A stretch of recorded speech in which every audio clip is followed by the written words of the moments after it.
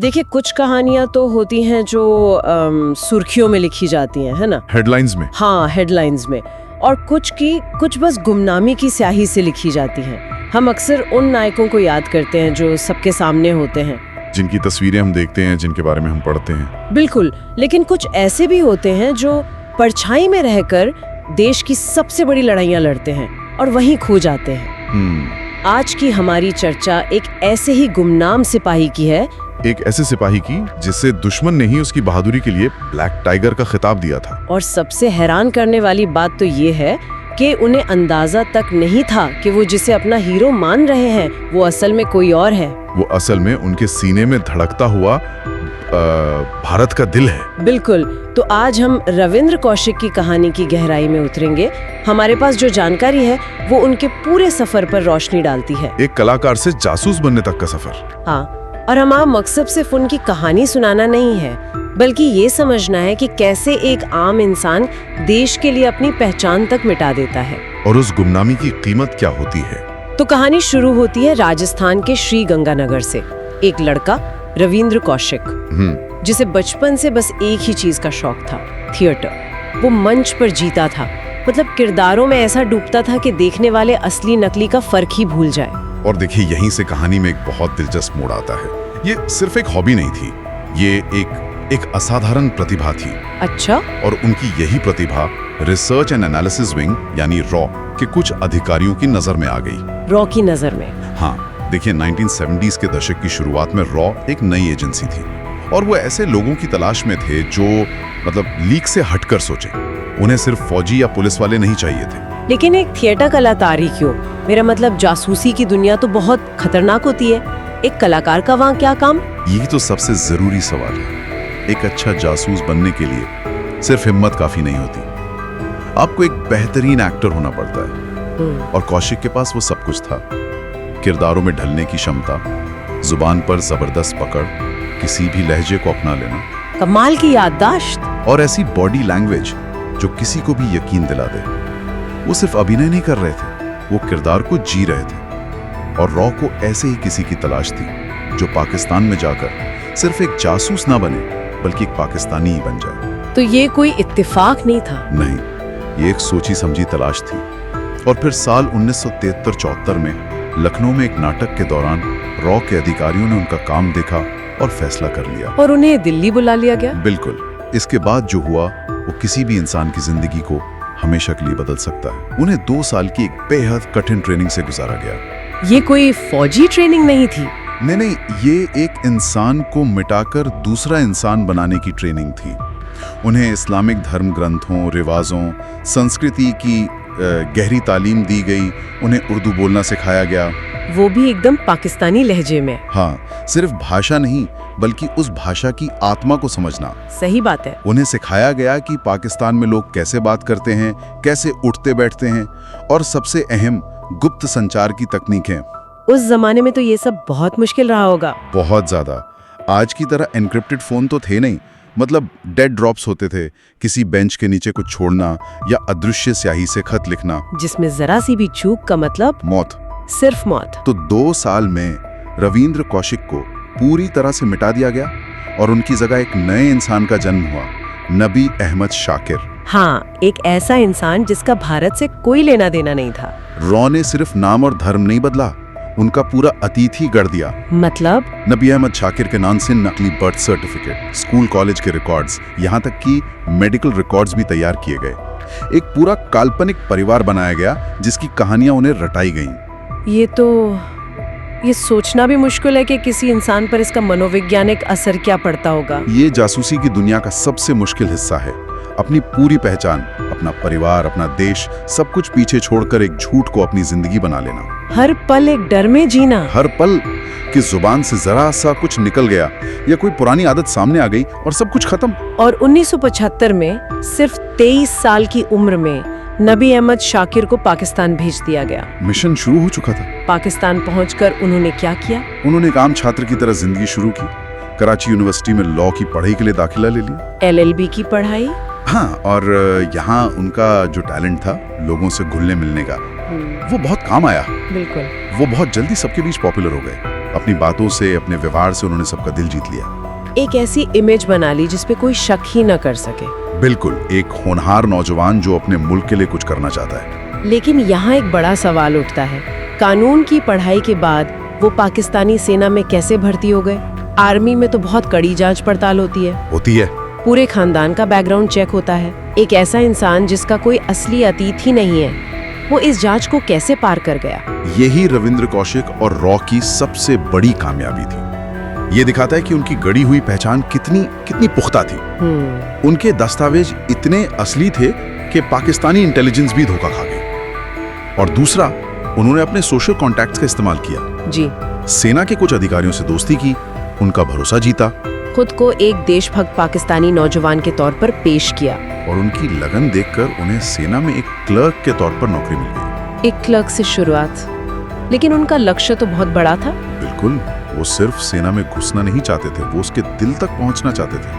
उन्होंने अपनी मेहनत और ईमानदारी से सबका भरोसा जीता और धीरे धीरे प्रमोशन पाते गए। हाँ, और कुछ ही सालों में वो सेना के अकाउंट्स डिपार्टमेंट में एक ऐसे पद पर पहुंच गए जहां से संवेदनशील सैन्य दस्तावेजों तक उनकी सीधी पहुंच हो गई। सोचिए, एक भारतीय जासूस पाकिस्तानी सेना के हेडक्वार्टर में बैठकर उनकी गोपनीय फाइलों को देख रहा था। ये किसी भी खुफिया एजेंसी के लिए एक सपने के सच होने जैसा है। ये तो वाकई अविश्वसनीय है।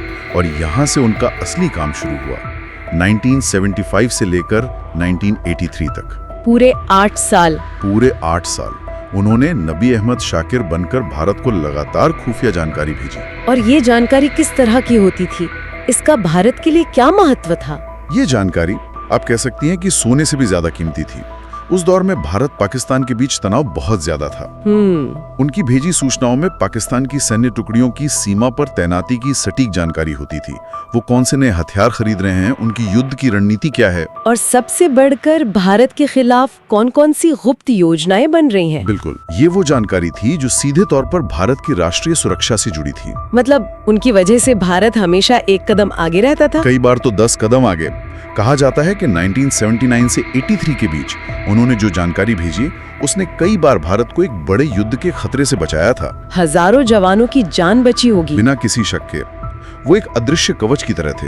हजारों मील दूर बैठकर देश की रक्षा कर रहे थे और यहाँ किसी को कानो कान खबर तक नहीं थी। और इसी दौरान उन्हें ब्लैक टाइगर का खिताब मिला। इस कहानी में भी एक बहुत अजीब सा मोड़ है ना? हाँ, ये कहानी जासूसी की दुनिया की सबसे बड़ी विडंबनाओं में से एक है। कैसे? एक तरफ जब उनकी भेजी गई किसी खुफिया जानकारी से भारत को बहुत बड़ी कामयाबी मिली, तो कहा जाता है कि तत्कालीन प्रधानमंत्री इंदिरा गांधी ने रॉ के प्रमुख से कहा था, तुम्हारा यह आदमी एक सच्चा टाइगर है। तो भारत में उन्हें इस नाम से जाना जाने लगा। हाँ, और दूसरी तरफ पाकिस्तान में नबी अहमद शाकिर के काम की और उनकी देशभक्ति की तारीफें हो रही थी। अच्छा। वो इतने काबिल अफसर माने जाते थे कि पाकिस्तानी सेना के बड़े अधिकारी भी उन पर बहुत भरोसा करते थे। उनकी इसी बहादुरी से प्रभावित होकर पाकिस्तानी सेना ने, और कुछ लोग कहते हैं कि खुद राष्ट्रपति ने, उन्हें ब्लैक टाइगर की उपाधि दी। कमाल है। मतलब पाकिस्तान जिसे अपना ब्लैक टाइगर समझकर सम्मान दे रहा था, वो असल में भारत का सच्चा टाइगर था और उनकी ही जड़ें खोद रहा था। यही इस कहानी का सबसे दिलचस्प और त्रासद पहलू है। 8 साल तक सब कुछ ठीक चलता रहा, लेकिन फिर जैसा कि ऐसी कहानियों में होता है, एक छोटी सी गलती और सब कुछ तबाह हो गया। 1983 में कहानी ने एक बहुत दुखद मोड़ लिया। और दुख की बात यह है कि ये गलती रविंद्र कौशिक की नहीं थी, ये रॉ की एक ऑपरेशनल चूक थी। क्या हुआ था? हुआ ये कि रॉ ने सितंबर 1983 में एक और एजेंट इनायत मसीह को कौशिक से संपर्क करने के लिए सीमा पार भेजा। एक नया एजेंट क्यों भेजा? ये ऑपरेशनल जरूरतें होती हैं, शायद कोई जरूरी संदेश या उपकरण भेजना हो, लेकिन ये मिशन बुरी तरह से नाकाम रहा। इनायत मसीह को पाकिस्तानी रेंजर्स ने सीमा पर ही पकड़ लिया और यहीं से सब कुछ बिखरना शुरू हो गया। हाँ, पाकिस्तानी खुफिया एजेंसी ISI की पूछताछ और टॉर्चर के आगे इनायत मसीह ज्यादा देर टिक नहीं पाया। उसने सब कुछ बता दिया। उसने रॉ के पूरे ऑपरेशन का खुलासा कर दिया और उसी खुलासे में उसने नाम ले लिया नबी अहमद शाकिर का। जब पाकिस्तानी अधिकारियों को ये पता चला होगा तो उनका क्या रिएक्शन रहा होगा? उन्हें तो यकीन ही नहीं हुआ होगा। बिल्कुल, उनके पैरों तले जमीन खिसक गई। जिस अफसर पर वो इतना भरोसा करते थे, जिसे वो अपना हीरो मानते थे, वो असल में उनका सबसे बड़ा दुश्मन निकला। और रविंद्र कौशिक को तुरंत गिरफ्तार कर लिया गया। हाँ, इसके बाद उन पर जो गुजरी उसकी कल्पना करना भी मुश्किल है। सियालकोट के एक इंट्रोगेशन सेंटर में उन्हें ले जाया गया और टॉर्चर का एक लंबा और बर्बर दौर शुरू हुआ। लेकिन इतनी यातनाओं के बाद भी क्या उन्होंने भारत के खिलाफ कोई जानकारी दी? यही उनकी बहादुरी की मिसाल है। सूत्रों के मुताबिक उन्हें लगभग 2 साल तक भयानक यातनाएं दी गईं, लेकिन उन्होंने भारत के किसी और राज को उजागर नहीं किया। वो टूट गए पर झुके नहीं। आखिर में उन पर मुकदमा चलाया गया और 1985 में उन्हें मौत की सजा सुनाई गई, जिसे बाद में उम्र कैद में बदल दिया गया। और इसके बाद के 16 साल उन्होंने पाकिस्तान की अलग-अलग जेलों की अंधेरी कोठरियों में बिताए। उन्होंने अपने परिवार को चिट्ठियां भी लिखी थी, है ना? हाँ, वो चुपके से अपने परिवार को खत भेजते थे। उन खतों में उनका दर्द साफ झलकता है। वो भारत सरकार से अपनी रिहाई की गुहार लगाते थे।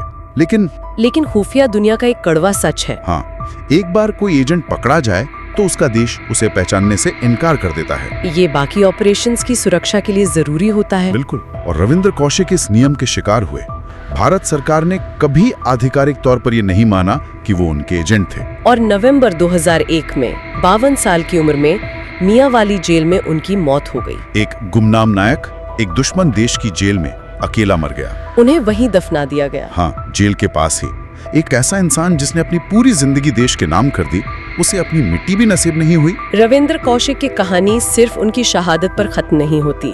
भारत में उनका परिवार भी एक अंतहीन लड़ाई लड़ रहा था। उनकी माँ अमला देवी, हाँ, वो सालों तक सरकार के दरवाजे खटखटाती रहीं, अपने बेटे के लिए न्याय और सम्मान मांगती रहीं।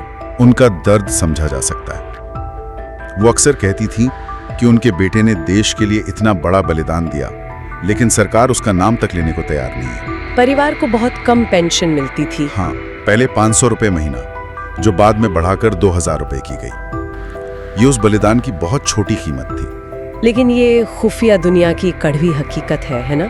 सुरक्षा कारणों से इन एजेंट्स को सार्वजनिक सम्मान नहीं दिया जा सकता। हाँ, अगर सरकार एक पकड़े गए एजेंट को अपना मान ले तो वो दूसरे देशों में चल रहे अपने बाकी सभी ऑपरेशंस और एजेंटों की जान खतरे में डाल सकती है। रविंद्र कौशिक उसी प्रोटोकॉल के शहीद बने। हाँ, ये कैसा विरोधाभास है जिसका कोई आसान जवाब नहीं है। देश की सुरक्षा के लिए गुमनामी जरूरी है, लेकिन उस गुमनामी में एक इंसान और उसके परिवार का पूरा जीवन तबाह हो जाता है। लेकिन समय के साथ भले ही आधिकारिक तौर पे न सही, उनकी विरासत को पहचान मिली है।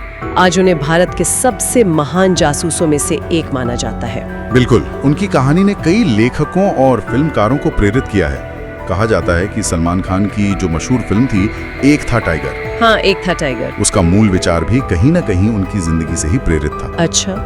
रॉ के इतिहास में उनका नाम एक लेजेंड के तौर पर लिया जाता है। भले ही उन्हें कोई मेडल या सार्वजनिक सम्मान ना मिला हो, लेकिन खुफिया एजेंसी के गलियारों में उनकी बहादुरी के किस्से आज भी सुनाए जाते हैं। उनकी कहानी इस बात का प्रतीक है कि देश की नींव में कुछ ऐसे पत्थर भी लगे होते हैं जो कभी दिखाई नहीं देते, लेकिन पूरी इमारत का बोझ उन्हीं पर टिका होता है। तो आज हमने रविंद्र कौशिक की जिंदगी के हर पहलू को समझने की कोशिश की। एक थिएटर के कलाकार का भारत का सबसे बड़ा जासूस बनना, पाकिस्तान में नबी अहमद शाकिर बनकर 8 साल तक एक झूठ को जीना, देश को अनमोल खुफिया जानकारी भेजना और फिर एक छोटी सी चूक की वजह से पकड़े जाकर गुमनामी की मौत मर जाना। रविंद्र कौशिक की कहानी हमें उन हजारों अनकहे बलिदानों के बारे में सोचने पे मजबूर करती है जिनके बारे में हम शायद कभी नहीं जान पाएंगे। और ये कहानी अपने पीछे एक बहुत बड़ा सवाल छोड़ जाती है। और वो सवाल क्या है? सवाल ये है कि एक राष्ट्र अपने उन नायकों को कैसे याद रखता है जिन्हें वो आधिकारिक तौर पर अपना मान ही नहीं सकता। क्या उनकी यादें सिर्फ धूल भरी फाइलों में दफन हो जाती हैं, या वो हमारी सामूहिक चेतना में ऐसी ही कहानियों के जरिए जिंदा रहती हैं? और क्या ये कहानियां उस बलिदान के साथ न्याय करने के लिए काफी हैं,